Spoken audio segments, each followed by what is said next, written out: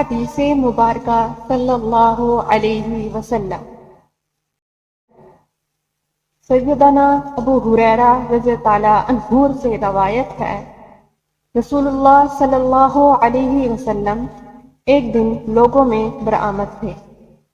اتنے میں ایک شخص آیا اور بولا، یا رسول اللہ صلی اللہ علیہ وسلم، ایمان کسے کہتے ہیں؟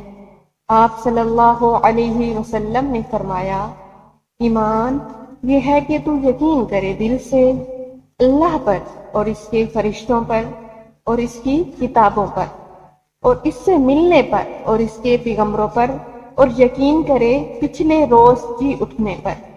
پھر وہ شخص بولا، یا رسول اللہ صلی اللہ علیہ وسلم، اسلام کیا ہے؟ آپ صلی اللہ علیہ وسلم نے فرمایا، اسلام یہ ہے کہ تو اللہ جل جلالہ کو پوجے اور اس کے ساتھ کسی کو شریک نہ کرے، اور قائم کرے تو نماز کو اور زکوٰۃ کو جس قدر فرض ہے، اور روزے رکھے رمضان کے۔ پھر وہ شخص بولا، یا رسول اللہ صلی اللہ علیہ وسلم، احسان کسے کہتے ہیں؟ آپ صلی اللہ علیہ وسلم نے فرمایا، تو عبادت کرے اللہ کی جیسے تو اسے دیکھ رہا ہے، اگر تو اس کو نہیں دیکھتا، یعنی اتنا استغراق نہ ہو اور یہ درجہ نہ ہو سکے، تو اتنا تو ہو کہ وہ تجھے دیکھ رہا ہے۔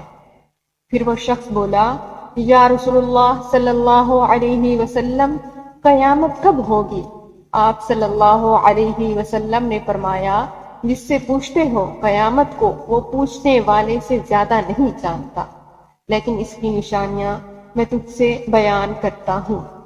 جب لونڈی اپنے آقا مالک کو جنے تو یہ قیامت کی نشانی ہے، اور جب ننگے بدن ننگے پاؤں پھرنے والے لوگ سردار بنے تو قیامت کی نشانی ہے، اور جب بکریاں یا بھیڑیں چرانے والے بڑی بڑی حویلیاں بنا دیں تو یہ بھی قیامت کی نشانی ہے۔ قیامت ان 5 چیزوں میں سے جن کو نہیں جانتا سوائے اللہ کے۔ پھر رسول اللہ صلی اللہ علیہ وسلم نے یہ آیت پڑھی، ان اللہ عنده علم الساعة وينزل الغیث ويعلم ما في الارحام وما تدری نفس بأي ارض تموت ان اللہ علیم قدیر۔ اللہ ہی جانتا ہے قیامت کو اور اتارتا ہے پانی کو، اور جانتا ہے جو کچھ ماں کے رحم میں ہے، یعنی نر یا مادہ، اور کوئی نہیں جانتا وہ کل کیا کرے گا، اور کوئی نہیں جانتا وہ کس ملک میں مرے گا، اللہ ہی جانتا ہے اور خبردار ہے۔ راوی نے کہا، پھر شخص پیٹھ پھوڑ کر چلا گیا۔ رسول اللہ صلی اللہ علیہ وسلم نے فرمایا، اس کو پھر لے آؤ۔ لوگ چلے اس کو لینے، لیکن وہاں کچھ نہ پایا، یعنی اس شخص کا نشان بھی نہ ملا۔